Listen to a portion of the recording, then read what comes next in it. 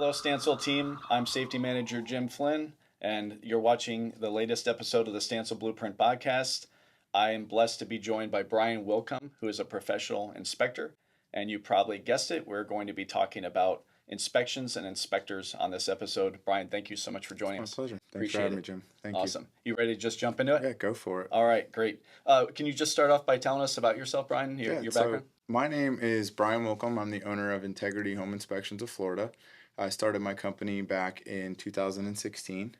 My wife and I had a pretty bad experience with our inspection process when we bought our home. Major deficiencies were not noticed, not found, cost us thousands of dollars. So I decided to look into starting my own company. Obviously, there was a gap in, good home inspectors. And we've managed to uphold our end of the deal and, provide thorough and good home inspections for the last almost 10 years now. We offer a lot of different services. We offer full comprehensive home inspections, pool inspections, radon inspections. We do infrared imaging, mold assessments, and just a plethora of other inspection services. Awesome. Yeah, and we appreciate it because the perspective you'll help us provide is not so much specific to the ins and outs of inspections on our buildings as far as the commercial side goes, but really a lot of what we'll focus on today, if you're cool with it, is the relationships that we're Absolutely. building between our superintendents, our area supervisors, project managers, and the inspectors. Very And I know you can definitely speak to a lot of that, and as well as your background there. Absolutely. So let me ask you this: when it comes to inspections, what's something that Stansell Construction may not completely understand on the inspection side that you would maybe want to bring to our attention that maybe we should better appreciate, or we can better appreciate after maybe you offer some insight? Yeah. If I were to speak to that, I would say that home inspectors or building inspectors should be there to help and not hinder. I think that's a misconception a lot of times. Is it's like the battle between the person doing the construction and the guy coming to inspect his work. A lot of times they want to help that process along. They want your product to be safe and to be the best that it can when it gets to the point of completion. I think that if you work well with your inspectors and just do the little things that they're asking, at the end of the day, it's going to save a lot of time, money, frustration. Your customers are going to be happier because once they get into the structure of the building and they're actually running their operation out of there, they're less likely to have problems. And I think that's extremely important. It's important for your customer, and it's important for, Stansell's reputation, and you guys can continue to do work with these larger companies because your reputation would be so strong based on your, working well with inspectors. Absolutely. What's the best approach that our superintendents, they're the main people on these jobs, managing them, the trade partners. What's the best approach that they should take with the inspectors? Building a good relationship from the very beginning is huge. When an inspector, first impressions are everything. If your inspector comes over and they're pointing out certain things, again, they're just wanting your structure to be safe, your electrical system, your plumbing system, the structure itself, the roof. They want things to be done correctly, and they're just doing their job. If you can build a good reputation with them, build a good relationship with them, and just do the little things that they're asking you to, over time, you will see that your process is a lot smoother. They're more likely to bend a little more and help you along the way. They may even just simply point something out and allow you to take care of it once you have that type of relationship with them. It's just super important. And on the opposite side of that, if you push back, you tell them they're wrong, now you have an enemy and they can make your life miserable. It's just a battle that you can't win. Yeah. You know? I think of when you were doing that or offering that explanation, which was really insightful. I kept coming back to one word: trust. Right? It's like any relationship, probably, where trust is just paramount, and you either have it, and life gets difficult, or you have it, and all of a sudden, like you said, maybe the waters are a little smoother to sail, so to speak. Absolutely. Yeah. And they can make your life really difficult, or they can help you along the way. And I think ultimately, that's how it should be. They're there to help you be better. Yeah. You know what I mean? And some can be difficult. We all know this. But even them, it's good to massage their ego a little bit and make a friend than to continue to push back, because at the end of the day, they will win, and you're going to have to do it regardless, whatever they say. Sure. All right, Brian. So we have 4 pillars at Stansell. The 4th one is how we treat people. And there's a reason why our leadership coined it that way, because it's not one entity that's more important than another. We really, truly believe in treating people with all due respect, and it certainly gets you further in life. That being said, how important is etiquette as far as the communication from our people to the inspectors? And what I mean by that is, if we have a disagreement with the inspector, how important is the delivery of that message? Well, my dad always used to say, it's not what you say, it's how you say it. I do think that you should be allowed to push back a little bit sometimes, or at least explain why you feel like they're incorrect, if that makes sense. But to your point, it's how you treat people. It's all about, even down to body language and stuff, right? It's how we communicate. And if you are able to communicate your message effectively, and maybe you have to take out your tape measure and measure something twice and to show them that maybe they're not as accurate as they thought they were. I think it's very reasonable to push back a little bit if it's necessary, but it's kind of like picking and choosing your battles. And is it really worth it? Or is it easier at the end of the day to just do what they're asking you to do? It's a lot simpler that way. Let them be right, and then show them that you corrected the thing that they wanted them to correct. And speaking in terms of inspectors for the county, it's better to just do what they're asking. And I will probably say that a lot, because all the arguing will not get you very far. You know what I mean? Yeah. I've heard some of our people, when we've had internal discussions here, have talked about how we liken the relationship with the inspector to like a police officer might have pulled you over on the road. Absolutely. I haven't met somebody who argued their way combatively out of the ticket. Exactly. Like, and exactly. If anybody can introduce me to them, I'd love to meet them. So it's similar, right? It's very much the same thing. Yes. Okay. Brian, how can we have our superintendents schedule inspections in the most efficient way possible? I think having a little bit of foresight as your project is coming along, seeing how things are moving, and trying to time that out accordingly would be the most effective way to do that. Things do happen. You can call and change your inspections if you need to, if things don't move along as you think they should. But if you think part of your project's going to be done in a week, and you can schedule your inspection, for that time, it's wise. It's going to help your project move along faster. And it kind of gives you a timeline too. I think we all need that, right? You need to set a timeline when something needs to be done. Knowing that your inspection is set for the following day will kind of light a fire under you a little bit and make you, move a little quicker, make the phone calls a little faster, and just help things get done in a more timely manner. And I know you can speak for yourself, or maybe you know other inspectors, but can we get as specific as asking not only for an inspection on a certain date, but can we get as specific as like a time frame? Like, can you do AM? Can you do PM? How far can we take the drilling down the specifics of a time for an inspection? I do believe that they give you a time frame, but it's a pretty large window. Okay. It's and in most cases they may just say we will be out there on that day, and you may have to have somebody on site for that. But well, you might have misunderstood me. I was talking about inspections, but you sound like you're talking about dishwasher or furniture delivery, right? Because those are the windows they give us. Our window is from 8 a.m. to 8 p.m. Basically, be around all day. Exactly. Right? Or the utilities department's the same thing. When it comes to an actual inspection, what can the superintendent do to make that inspection worth everyone's time and make it the most impactful possible? Going through, we all know, if you know how to read blueprints, you know how things should be done.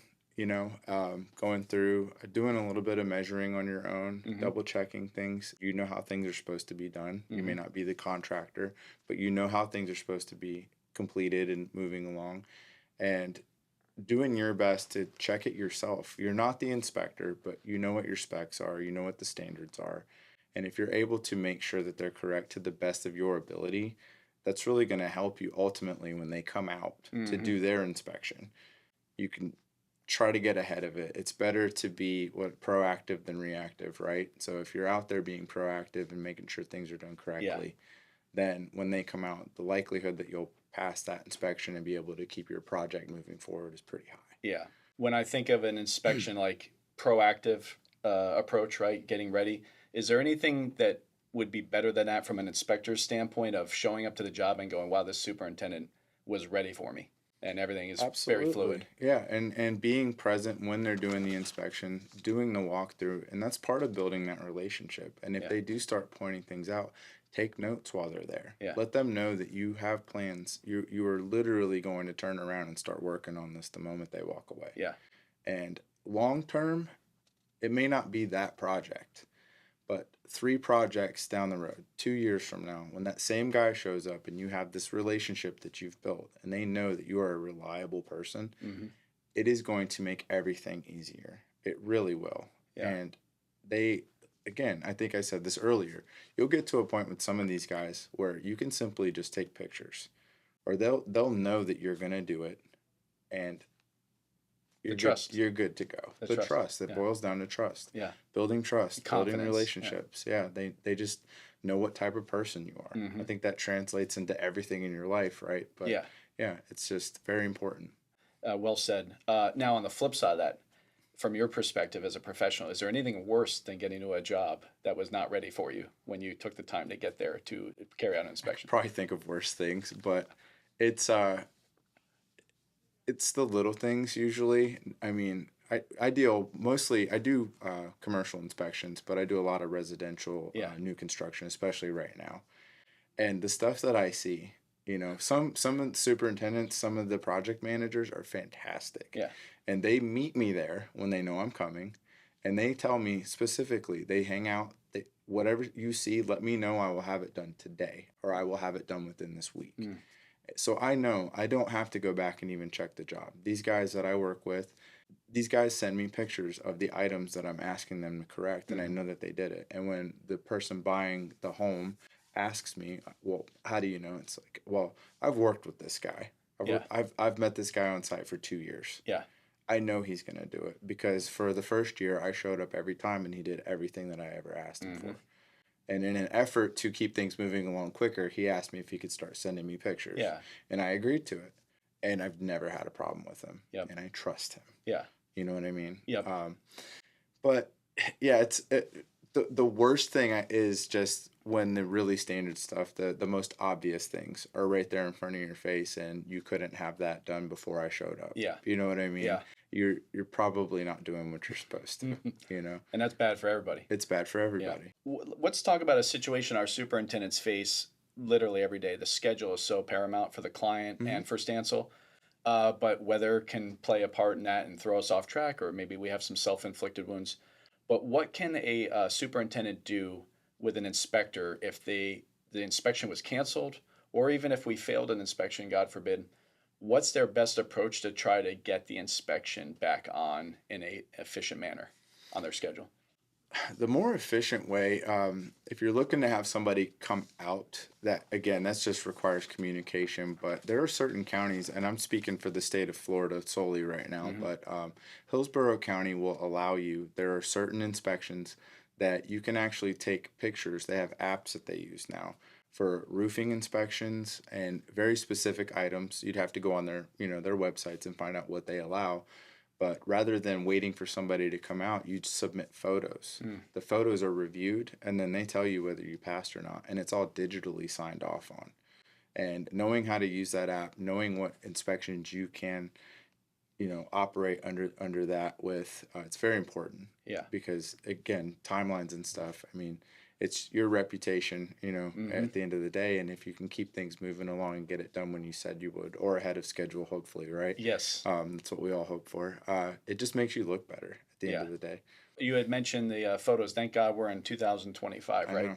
I know. We should take full advantage of that. But again, it goes back to because one of my questions was going to be for you, like, at what point can we ask an inspector, like, hey, will you accept photos? It sounded from your previous answer that that's something that's probably going to form over time, as opposed to we just met and I want to submit photos. Probably not going to be granted that one. But if I proved myself and I proved that I jump on these problems, then maybe there'll be special exceptions made for me. Is that what you were saying? Oh yeah, I know roofing contractors that have those special exceptions, and it's simply because of that. It's their reputation, and it's what they've done. You know, if an inspector finds something on a flat roof of a large structure, hey, I need you to take care of this, this, and this.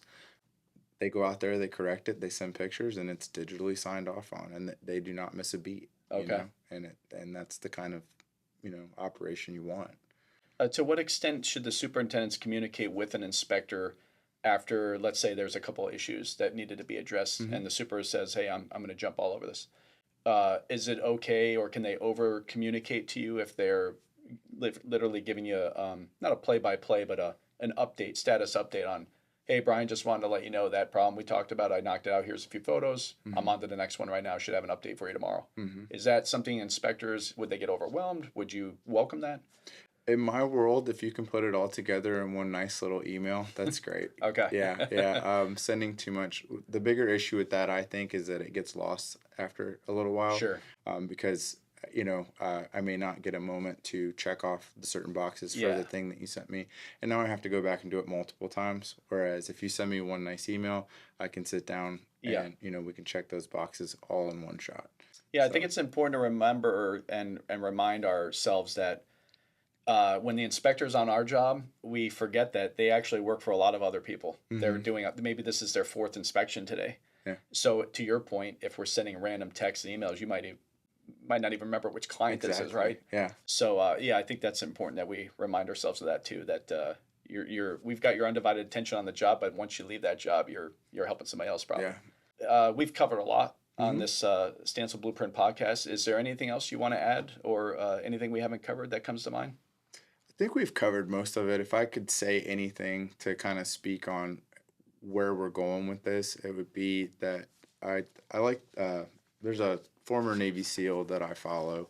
His name's Jocko Willink. He wrote a book called Extreme Ownership. And if you haven't read it, read the book. But he talks about leading up and down the chain of command. And I really love the idea of leading up and down the chain of command. And I think that it applies here because if you, as the project manager or the coordinator of everything, build a good relationship with your inspectors, that allows your project to keep moving forward.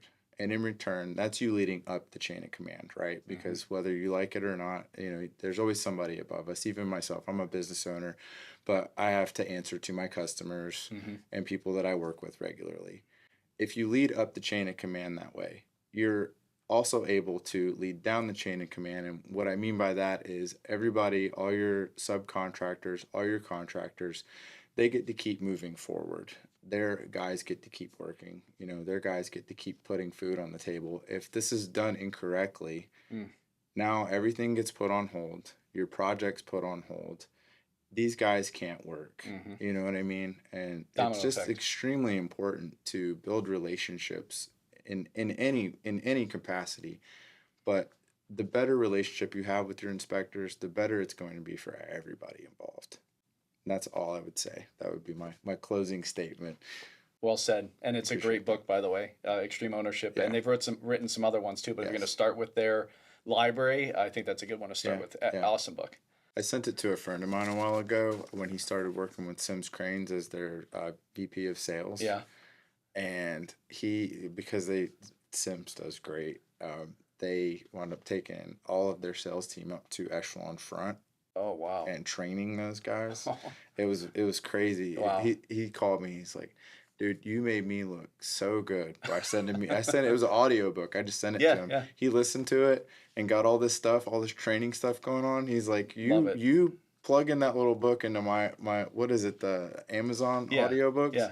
Audible. Audible. Yeah. He's like, I listened to it, applied some things. They liked what I was doing, and he's a former military guy. He's like, next thing I know, we're all on a plane to go to Echelon Front for training, and now all their guys are absolutely crushing it. Love it. You know what I mean? So, great book. All right, Brian. Well, thank you so much for joining us, for providing the insight. I have no doubt after this conversation and after all of our team members watch this, that Stansell Construction will be even better on the inspection process, largely due to the insight you provided. I can't thank you enough. I hope so, man. Thanks for having me. Yeah, I our appreciate pleasure. it. And thanks for watching this episode of the Stansell Blueprint podcast. Everybody be safe, and thanks for what you're doing out there. We appreciate it.